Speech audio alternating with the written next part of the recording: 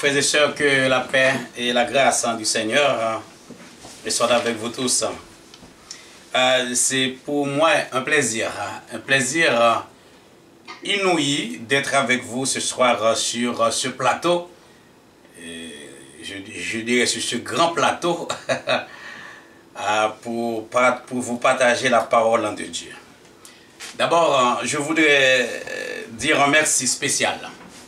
Un merci spécial à mon pasteur David, Jean-David Pierre-Louis, et son équipe pastorale également, et pasteur Siméon et pasteur Paul, de m'avoir choisi comme porte-parole avec un sujet et tout à fait intéressant.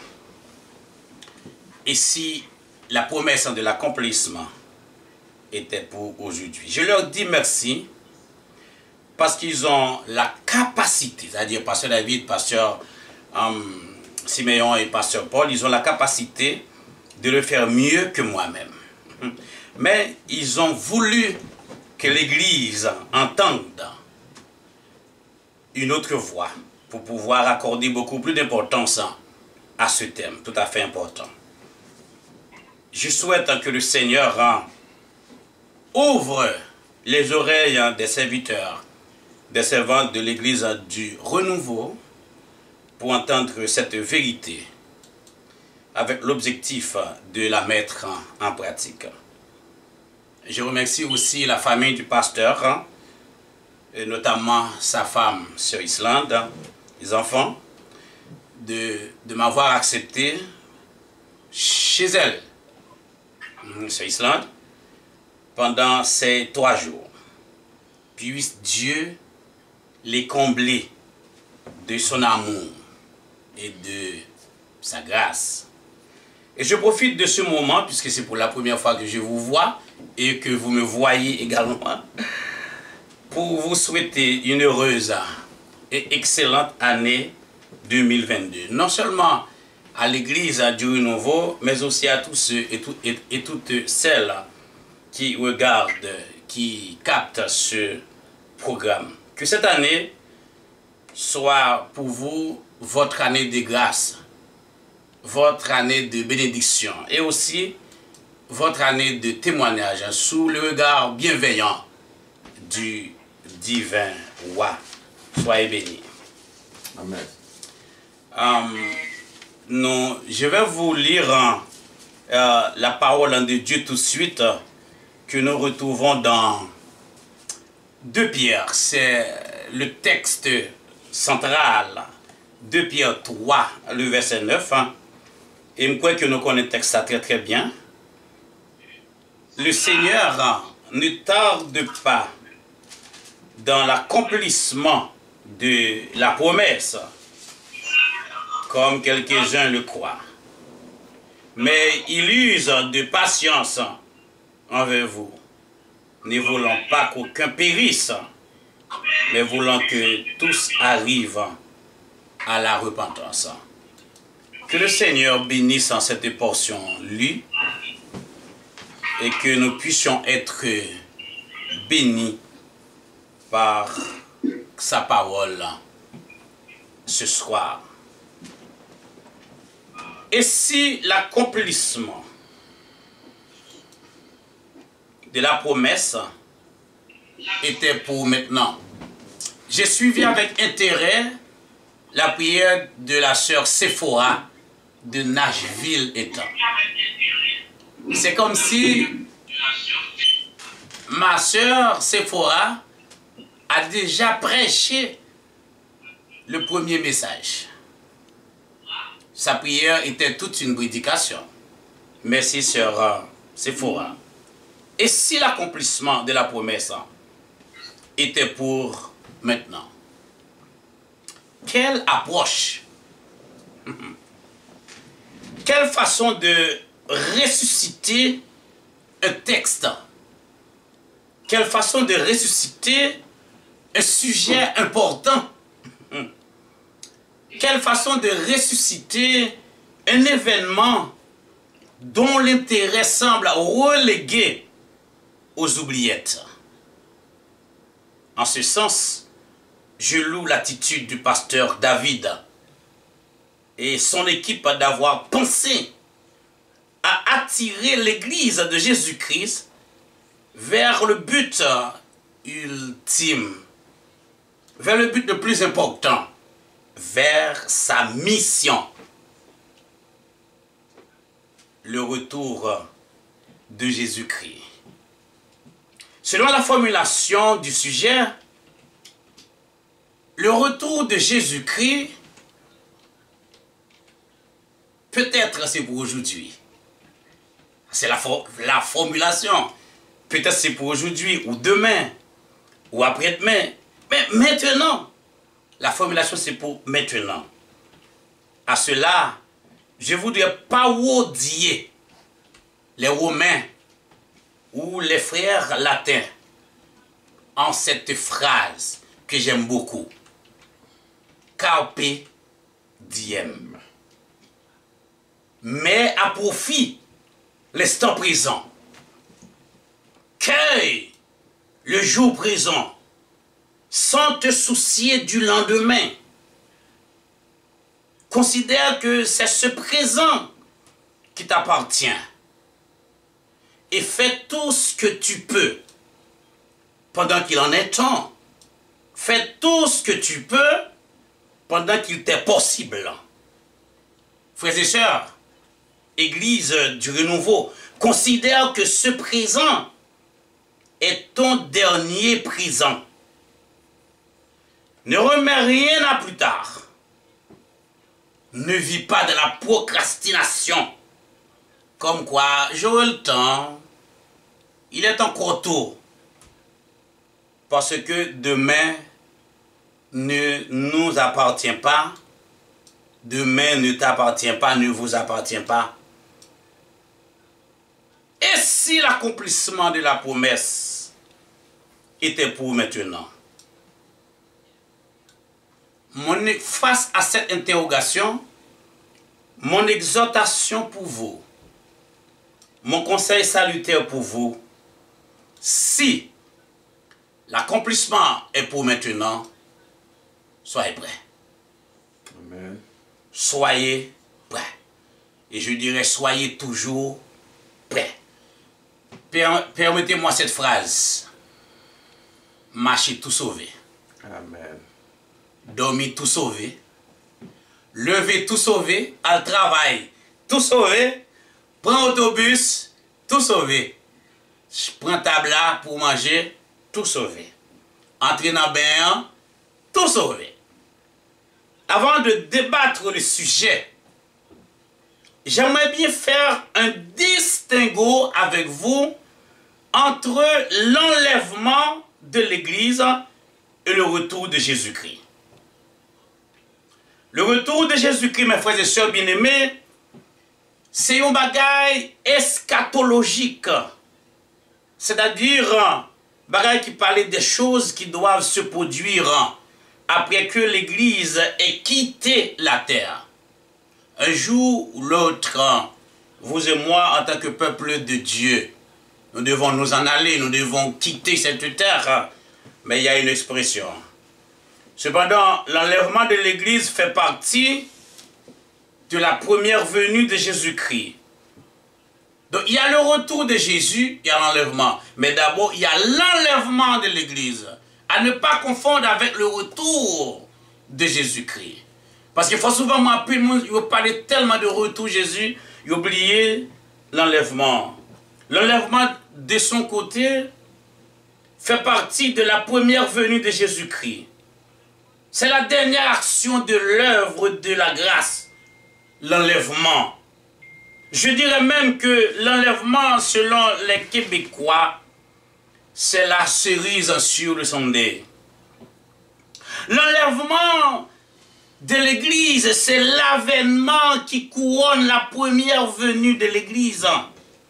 La première venue de Jésus-Christ, l'enlèvement de l'Église.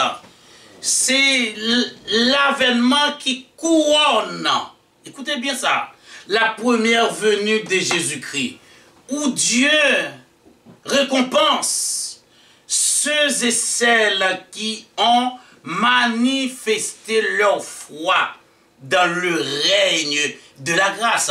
Enlèvement, l'irrité dans la première partie, vini Christ là. Dans vini Christ sous terre, il y a deux parties. Sa première venue, son incarnation, et puis son ministère, sa mort, son exaltation, et voilà, c'est ça, c'est là. Et son retour pour prendre les siens avec lui. Et c'est ça qui est l'enlèvement, ou capable du retour. Mais ce n'est pas le jour du Seigneur. Hein. C'est la première partie de sa venue qui en prend et qui travaille. Et si vous ratez cette première partie-là, eh bien, je suis capable de dire que vous ratez toute vie dans l'évangile. Il y a dans le Nouveau Testament un texte charnière, encore que j'aime beaucoup, et qui est la colonne vertébrale de l'Église.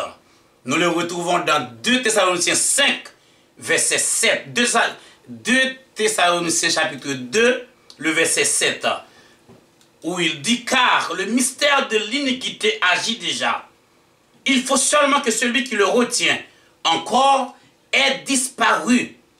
Et mes frères et sœurs bien-aimés, vous allez être d'accord avec moi que celui qui le retient n'est nul autre que le Saint-Esprit. C'est le Saint-Esprit qui est le garant de l'Église de Jésus-Christ. Nous sommes dans le ministère du Saint-Esprit. Nous sommes dans le ministère du Saint-Esprit avec l'Église, hein, et c'est lui-même qui a aidé nous pour nous passer au travers jusqu'à ce que le Seigneur vienne chercher. Donc, l'enlèvement de l'Église, hein, c'est le pivot de la grâce. L'enlèvement de l'Église, hein, c'est un avènement. Ce n'est pas un événement, c'est un avènement. Et le mot traduit par avènement, le mot traduit pour retour Jésus-Christ, il y aurait en grec parousia. Parousia. C'est-à-dire qu'en français, c'est la parousie. La parousie que on t'a dit, c'est le jour du Seigneur, le grand jour du Seigneur. Mais cependant, il y a une différence, une très grande différence dans la parousie. La parousie, on peut même diviser la parousie en 3 parties. Mais voyons 2 parties dans la parousie. La parousie, ça commence avec l'enlèvement de l'Église, la parousie. Et après l'enlèvement de l'Église, il va y avoir le temps des nations. Le temps des nations avec la grande tribulation.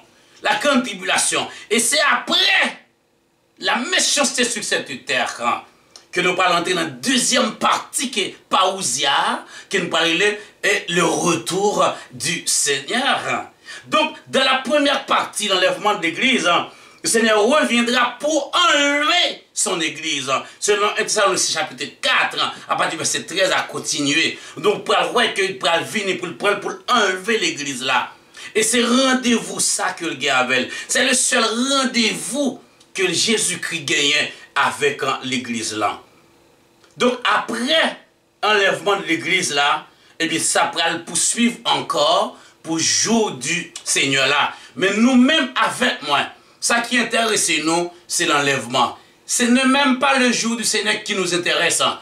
Passez-moi l'expression, ce n'est même pas le retour de Jésus comme tel qui nous intéresse, mais plutôt l'enlèvement de l'Église. C'est l'enlèvement de l'Église. Et quand Pierre parle, il dit, et si la promesse de l'accomplissement était pour aujourd'hui, on parle ici de l'enlèvement de l'Église. Et si c'est aujourd'hui, enlèvement de l'Église, l'état fait là. Mais concernant le retour de Jésus-Christ et l'enlèvement de l'Église, il y a tellement de controverses et de confusion. L'apôtre Pierre a saisi le dossier pour avertir l'Église de Dieu contre toutes sortes d'hérésies, notamment contre les faux enseignants, notamment contre les faux docteurs qui pilulent à l'Église. L'apôtre a voulu rappeler à ses frères les vérités qu'il leur avait déjà enseignées, afin que ces vérités continuent de les préserver après son départ. Parce que Pierre est pour le mourir. Et la Kimbe comme un papa spirituel pour Dieu rester dans la parole bon Dieu. Il savait que des loups ravisseurs vont se présenter à l'horizon pour détourner l'Église de sa vraie mission, pour détourner l'Église de la vraie doctrine, de la vérité. Il souhaitait donc exposer les apostats au grand jour afin d'éradiquer leur doctrine démoniaque dans l'Église. Et franchement, mes frères et sœurs, face à la montée vertigineuse, face à la montée fulgurante des réseaux sociaux aujourd'hui, alléluia, c'est maintenant que l'avertissement de Pierre est important. Face à la réalisation des signes avant-coureurs que nous sommes en train de vivre, notamment la COVID-19, le message de Pierre devient archi important. Et nous devons y prêter toute l'attention. Aujourd'hui, les faux enseignants, les faux docteurs se répandent comme une traînée de poudre. Et ils sont partout.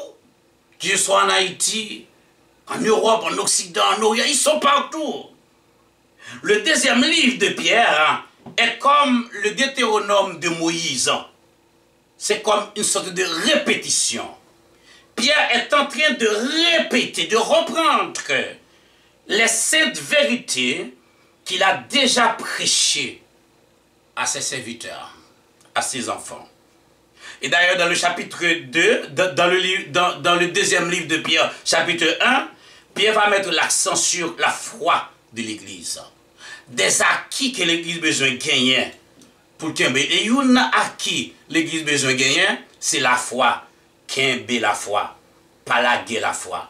Kembe la persévérance, rester dans la persévérance, mon Dieu. Et deuxième, dans le chapitre 2, il pourrait mettre accent sur faux prophètes. C'est une réalité que les faux prophètes existent et ils se tiennent dans l'église. C'est ça que vous parlez de l'apostasie. Et dans la troisième partie, livre là, dans le chapitre 3, deuxième de Pierre, chapitre 3, à moi, ça en pile, Pierre, pour ressortir l'affirmation du retour de Jésus. Le retour de Jésus, c'est une affirmation qui est liée, ce n'est pas une blague. Ce n'est pas un mensonge. Ou de l'avènement, de la certitude du retour de Jésus-Christ. Christ revient certainement. Christ revient assurément. Oh oui, oui, pas de manque dans ça. C'est une promesse. Et en Jean 14, verset 1-3, Christ a dit, je m'en vais vers le Père, je vais vous préparer une place. Et lorsque je m'en serai allé, et que je vous aurai préparé cette place, la place qu'il est allé préparer pour son église, la cité qu'il est allé préparer pour son église, il reviendra. Je reviendrai vous chercher, afin que là où je suis, vous y soyez aussi. Et cette promesse constitue, cette promesse, je m'en vais vers le Père, je m'en vais vous préparer une place. Cette promesse constitue pour nous l'église l'attente des chrétiens, l'attente de l'église, l'espérance de l'église. Il s'agit de la bienheureuse espérance de l'église qui vit dans l'expectative. Ça veut dire que nous attendons, nous ne savons pas qui l'heure pour le moment ça arriver, pour nous aller ensemble avec lui. Écoutez, l'enlèvement de l'église, mes frères et sœurs, tant de bien ça m'a dit non. L'enlèvement de l'église, et peut-être ça, moi, mes sujets à pasteur a dit, c'est jeudi, l'enlèvement de l'église là. L'enlèvement de l'église, c'est le seul projet de Jésus-Christ pour l'église. C'est le seul projet après salut, après le fin de mourir, lui ressusciter, lui monter dans le ciel là. Seul l'autre bagage Jésus qui gagne pour l'église là, c'est venir chercher pour le mener dans un paradis spécial, dans un lieu spécial. C'est le meilleur contrat que nous avons avec Jésus. C'est comme quelqu'un, n'est-ce pas, qui fiancé avec une femme, ou bien une femme fiancée avec un homme, qui ça l'aptenne mariage. Ou bien c'est comme un mariage qui fête, qui célébré. Mais là, il fait cérémonie dans l'église, mais il n'y a pas encore de noces. Il n'y a pas encore de noces. Parce que noces là, c'est ça où les réceptions. Noces là, et ça où les fêtes là. Jésus marié avec nous, mais pas de noces. pour qu'on ait noce. Et puis il y allait, il a cherché monsieur à réunir. Et puis, quand il a préparé pour nous en l'air, il a fait place pour nous là, il a fait cité pour nous là. Alléluia. Et puis, il a vite chercher nous pour nous réjouir, pour nous faire là, ensemble avec lui. Mes amis, pas de monde qui peut attendre ça au fin de marié. Et puis, tout le monde attend une réception, il n'y a pas de réception. Et tout le monde attend une réception. Au fin de fiancé, tout le monde attend un mariage là. Alléluia. Et c'est ça Jésus a le fait. Jésus sauvé, il sauvé au Bawel. Et puis il dit ton note, m'a vini. Je vais préparer place là, m'a vini. Je ne sais pas qui est la vini, mais il dit la vini. Et festivité ça, pasteur David, il va durer 7 ans. Amen. 7 années. Waouh! C'est 7 années, toute une semaine, cette année, on semaine évangélique, on semaine parabolique, 7 ans. Et c'est ça qui nous relève la parousie. Parousie, hein, et première partie parousie, où on parle de la présence du roi, la présence d'un haut dignitaire hein, dans une cité pour prouver sa magnificence. Il dit non, je ne vais pas nous mentir. Je ne vais pas nous mentir, je suis certain, je suis réel. Je te dis, nous m'avons tourné. Même tourner, vient chercher, non. C'est ça, ouais, on dit, là. C'est ça qui n'a pas, la première partie de la parousie. La première phase de la parousie est pour prendre les siens. Et dans l'attente de cet événement, mes frères et sœurs bien-aimés, force est de constater combien les faux arguments paraissent destructeurs. Si vous lisez avec moi 2 Pierre chapitre 3, verset 3-4, si vous avez la Bible avec vous, si vous lisez avec moi dans 2 Pierre chapitre 3, le verset 3-4, vous allez voir quelque chose. Sachant avant tout que dans les derniers jours, il viendra des moqueurs avec leur raillerie, marchant selon leur propre convoitise, et disant, où est la promesse de son avènement? Car depuis que les pères sont morts, tout demeure comme dès le commencement de la création. Maintenant, si nous regardons, nous avons que il y a moqué nous. Il y a pas qu'à parler de retour de Jésus-Christ. Il y a pas qu'à même parler de Jésus-Christ. Il n'y a pas le temps de bagailles comme ça du tout. Oh, c'est très important. Des moqueurs qui nous ridiculisent. Il y en a qui disent que l'enlèvement n'existe pas. Et il y a même une fausse doctrine. Il y a même en théologie, où on partit dans la théologie. Il y a un groupe qui dit l'enlèvement n'existe pas. Il n'y a pas de. Il y a pas fait ciel là son rêve. A fait ciel là son mythe. Pas un ciel. Pas un ciel. Ciel là c'est ici bas. Il y a même côté qui dit là. Je n'ai pas besoin de qui est ce groupe qui dit ça. Mais ils sont tous là. Ils considèrent nous comme des fous, comme des ratés. Mais nous-mêmes, nous avons ça à faire. Face à ces arguments, arguments dans 2 Pierre 3, verset 3-4, face à ces arguments fallacieux et pernicieux, Pierre voulait nous avertir et nous mettre en garde. Bien dit nous tous qui la groupe, le grand guerrier, la fille de pasteur qui est en face de moi, et l'église du renouveau, pasteur Paul, pasteur Siméon, et toute famille, moi je dire, nous ne sommes pas des fous. Amen. Nous pas des fous, au contraire, nous bien droites. Et nous annonçons espérance. Et c'est certain que un jour, pas de surprise. Pas de surprise, parce que Jésus a venu. Les gens disent que l'évangile, ça, retour Jésus-Christ, ça, qui côté dit que son surprise, quoi ça fait son surprise, même quand trompette a sonné, il pas sonné pour tout le monde. C'est pas tous les oreilles qui attendent des trompettes là. Ah, ça c'est vrai. C'est seulement le monde qui est sauvé. Ah, c'est l'église qui est sauvée. Et ça fait dire le secret, il pas secret vrai, il pas secret pour l'église là, mais pour le monde qui est bokoto, même si tu es bokoto là. Même si tu es sous même cabane avec eux, s'il pas pour Jésus, il pas tant de trompettes. Amen. C'est seulement le monde qui est dans Jésus qui a tant de trompettes là. Parce que c'est sa surprise là. Et lorsque Pierre utilisait le verset 9, est-ce que bon Dieu vraiment pas venir? Est-ce que bon Dieu tardé pour le venir même? Est-ce que promesse là l'oublier? Nous capable de bon Dieu n'a pas oublié rien. Au contraire, 2 Pierre 3 verset 9, c'est un pas de grâce. Un pas de grâce. Un autre pas de grâce. Là, 2 Pierre 3, verset 9, c'est une prolongation. C'est une prolongation. Et pour ça, bien aimé en prière, so dit le temps de ça dire. Il dit Seigneur, si nous pour prêts pour nous aller arranger nous, fais-nous arranger ça, fais-nous pour nous aller. Et c'est ça le dit. C'est prolongation ça. Moun qui peut qu'on forme yo, ou qu'on match football ou regarder, ou dit équipe ça doit gagner. Et puis c'est juste un prolongation, même notre tir pénalité, là le gagne. Parce que bon Dieu a venu certainement. Dieu est en dehors de notre temps.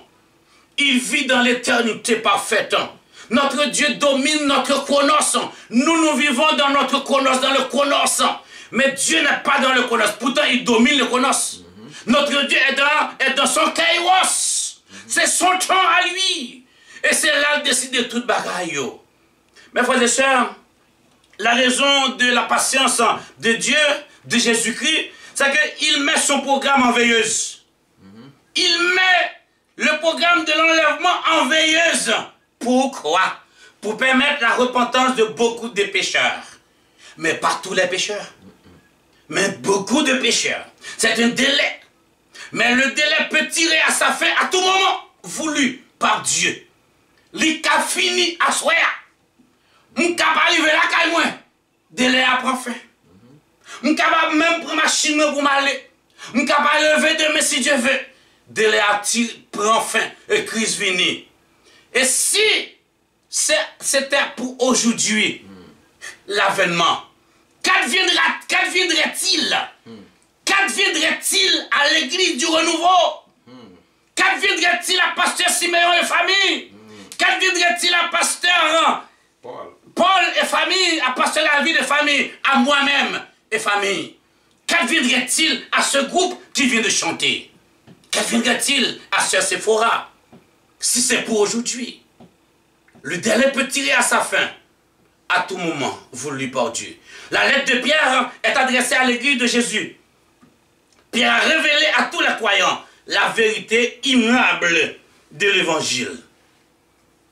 Et c'est quoi la vérité immuable de l'évangile?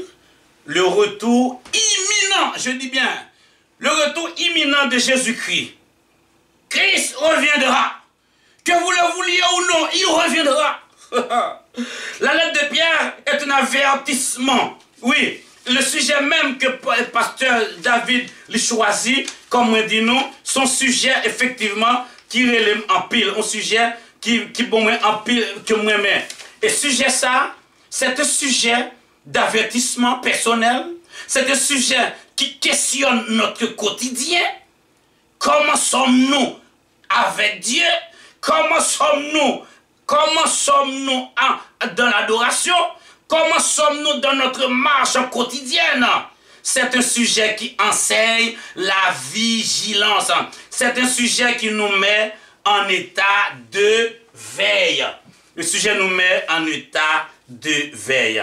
La lettre de Pierre encore, c'est un avertissement qui nous demande d'être de très bons observateurs. L'enlèvement de l'Église est précédé par des signes. Si vous êtes des observateurs, si vous lisez dans l'orge de Dieu, en ce temps-là, vous allez comprendre qu'est-ce que Dieu est en train de vous dire. Quels sont les signes que vous voyez, que la Bible enseigne? Faux Christ et faux prophètes. Deuxièmement, guerre un peu partout. Troisièmement, famine. Quatrièmement, épidémie. Cinquièmement, pandémie. Est-ce que vous avez pandémie? Et si nous apprenons guerre, nous apprenons famine, nous avons regroupé famine, nous avons dit famine, épidémie, pandémie. Toutes font groupant. Famine, épidémie, pandémie. Est-ce que nous ne pas vivre une pandémie qu'on y a là? Tremblement de terre, catastrophe naturelle. C'est des signes que Christ, la Bible t'a annoncé. Persécution contre les croyants. Oh oui, il y a de côté, moun pas qu'à prêcher l'évangile. L'apostasie, c'est-à-dire le reniement de la foi. Nous vivons dans l'église, un pile pasteur, je dis, Covid met un pile monde dehors. Covid ferme un pile porte l'église. Nous vivons le reniement de la foi. Le postmodernisme Côté qu'on y a moun di yo pas besoin de pasteur encore. C'est au même pasteur tête yo. Yo pas besoin moun di yo quoi faire. Yo kon ça pour yo faire, yo pas servir avec l'ordre de la hiérarchie. Les postmodernistes tout le monde fait ça olé. Et c'est ça n'a suivre jodi a. N'a passé avec le bouleversement de toutes les lois du cosmos. Regardez ça qui a passé à Ottawa. Quelque chose de mauvais s'est passé le 6 janvier 2021. Aux États-Unis, et ils ont besoin de venir reproduire ici. Mes amis, dans qui monde nous à vivre. Nous, comment que le monde n'a pas de respect pour personne du monde. Le deuxième livre de Pierre nous donne 3 grands avertissements. Et c'est lui-même qui trois thèmes. C'est 3 sujets gagnés. Et le premier thème, c'est le zèle, c'est-à-dire la persévérance. L'existence réelle des faux enseignants. Oui, et puis le retour de Jésus-Christ. Et puisque je reviens, puisque Jésus-Christ revient, mes frères et sœurs bien-aimés, ce sera un retour imminent. Et qu'est-ce que ça veut dire, le retour imminent? Le retour imminent, la fête quand même, mais à tout moment. Et personne ne va connaître, mais son retour imminent, la fête quand même. Alors, par notre façon de vivre, nous devons hâter ce retour. Par notre façon de vivre, par notre façon de faire, par notre façon de servir le Seigneur, nous devons hâter ce retour. 2 Pierre 3, parce que nous sommes dans une attente, verset 12 ans. Et nous devons nous appliquer à être trouvés par lui, sans tache, irrépréhensible, dans la paix et dans l'unité. Est-ce que l'église de Jésus-Christ est dans la paix? Est-ce que l'église de Jésus-Christ est dans l'unité? Est-ce que l'église de Jésus-Christ est le péché? Je voudrais terminer ma réflexion ce soir avec la métaphore préférée de Paul que nous retrouvons dans 1 Corinthiens chapitre 6, le verset 19. Mais surtout la dernière partie, la partie B. La partie B. Vous ne vous appartenez point à vous-même. Vous ne vous appartenez point à vous-même. Nous pas sous tête nous. Nous pas mettre tête nous. Nous avons un monde qui a veillé sur nous. Il y a un chant qui dit, il y a un yeux qui a veillé sur moi. La dernière partie, vous ne vous appartenez point à vous-même. 1 Corinthiens 6, verset 19. Qu'est-ce que Paul voulait dire par cette phrase? Paul veut nous faire comprendre que les chrétiens ne peuvent jamais se considérer comme des personnes autonomes, voire indépendants. En tant que chrétiens, nous ne sommes pas autonomes. Nous ne sommes pas indépendants. Et il poursuit, Paul poursuit et dit, nous ne nous appartenons pas parce que nous avons été rachetés à un grand prix. Quel prix? Le sang de Jésus. Le Jésus qui a payé le prix de notre salut. C'est-à-dire, si Jésus qui a acheté nous, nous pas libres. Nous sommes le produit de Jésus. Nous sommes le produit de Jésus. Il est devenu notre maître. Et puisque Jésus est notre maître, nous, eh bien, nous sommes ses esclaves. Il y a 2 verbes qui caractérisent un esclave. Et me que l'Église attendait. Le premier verbe, c'est le verbe obéir. Tout esclave a pour devoir d'obéir à son maître et ce à tout moment. Et le deuxième verbe, servir. L'esclave doit obéir et l'esclave doit servir le maître avec respect et fidélité. Nous sommes les esclaves de Jésus-Christ. Dans Matthieu 24, verset 45, Jésus disait, quel est donc le serviteur fidèle, aïe aïe aïe, et prudent, le serviteur fidèle et prudent que son maître a établi, etc., à l'île, sur ses biens. Ici, le maître a dû s'absenter pour un moment. Écoutez bien. Le maître allait partir. Le maître allait effectuer un long voyage. Et avant de partir, il a nommé l'un de ses serviteurs comme intendant sur sa maison. Et ce, jusqu'à son retour. Ok?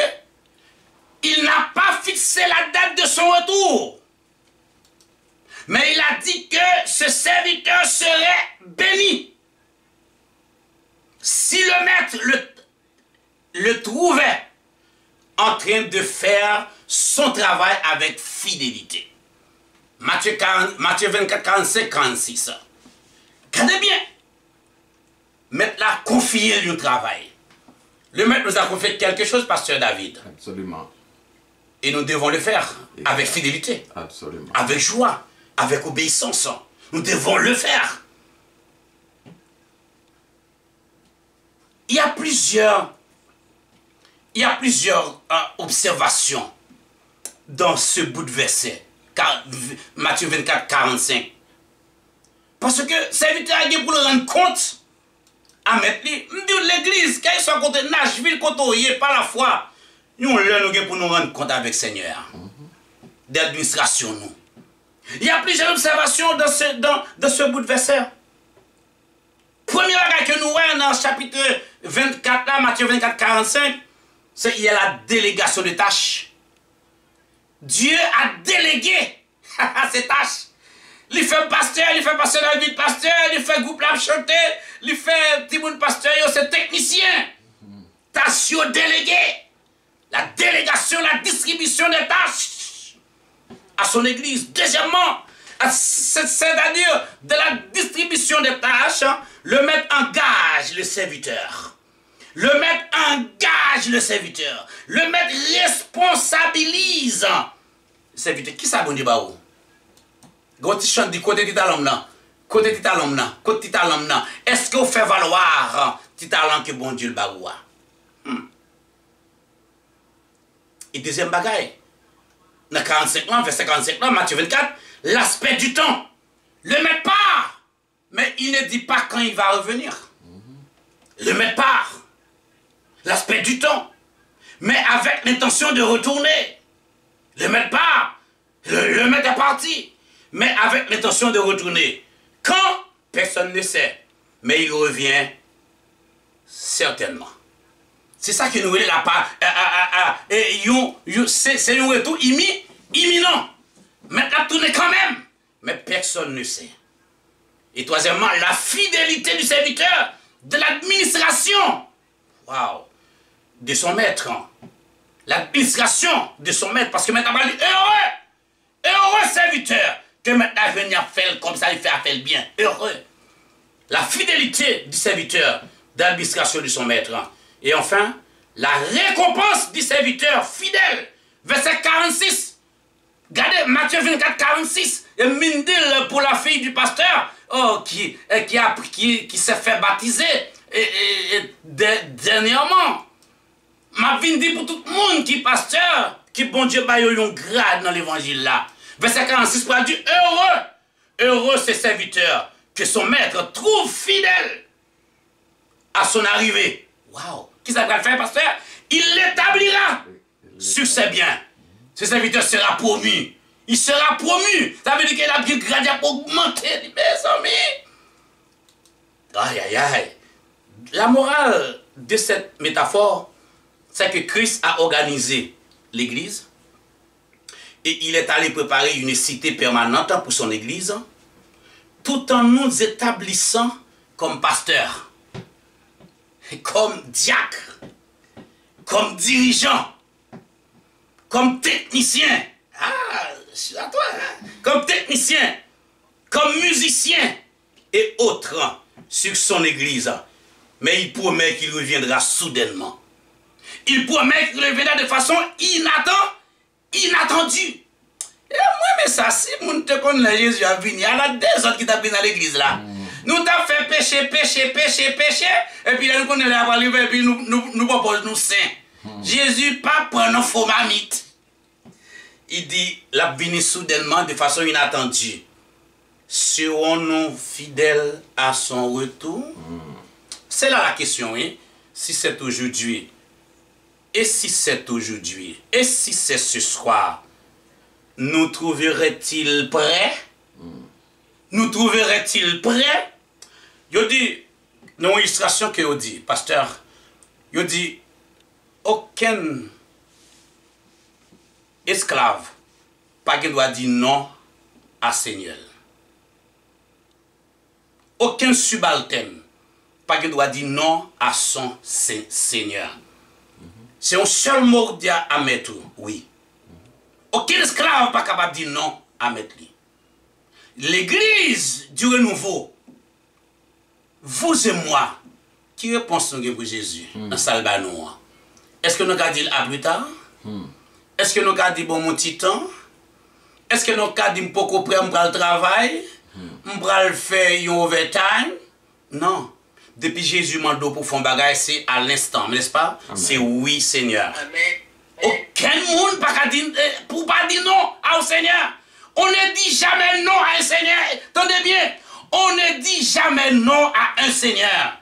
Ah, aujourd'hui, on peut dire non à un papa. On peut dire non à une maman. On peut dire non à un boss. On peut dire non à un pasteur. Mais on ne dit jamais non à un Seigneur. C'est toujours oui. Yes. Yes, yes, yes, yes, yes, yes. Et puis c'est tout. Par exemple, dire non. Et je veux dire combien non on apprend. Est-ce que si la promesse du retour s'accomplira tôt ou tard, mes frères et sœurs bien-aimés? La promesse du retour s'accomplira tôt ou tard. Est-ce que nous sommes prêts? Dans l'aéroport, pour terminer, dans l'aéroport, tu as un Chinois qui chita et puis il y a un autre passager, il aura tes vols et puis il attend l'autre vol là. Et puis le passager a une côté, il dit, on nous jouons quatre ensemble avec non. Et les Chinois étaient chrétiens. Et le Chinois dit, je ne suis pas capable de jouer, non. Il dit, pour qui ça? Il dit, j'ai laissé mes mains à la maison. Mais, monsieur a dit, mais, et ça moi là, ça est ma main? J'ai dit, non, ça c'est les mains du Seigneur. Ah, mais gros message là. J'ai laissé mes mains à la maison. Je n'ai pas de main pour me jouer quatre. Je n'ai pas de bouche pour me dire bêtises. J'ai laissé mes mains à la maison. Mais j'ai dit, mais ces mains-là, ces doigts-là ne sont plus à moi. C'est au Seigneur. Bien-aimé, est-ce que si Jésus vient courir, si l'accomplissement était pour aujourd'hui, serions-nous prêts? Si l'accomplissement était pour aujourd'hui, serions-nous fidèles? Si l'accomplissement était pour maintenant, Christ nous prendrait-il avec lui? Si l'accomplissement était pour aujourd'hui, est-ce que l'église du renouveau ferait partie du voyage? Christ reviendra, mais soit dormi, l'a vini. Et soit dormi, ou attend des appels là, ou attend des trompettes là. Sinon, c'est qu'on pas de prêt. Travaillons et luttons parce que notre Seigneur reviendra. Que le Seigneur vous bénisse. Amen.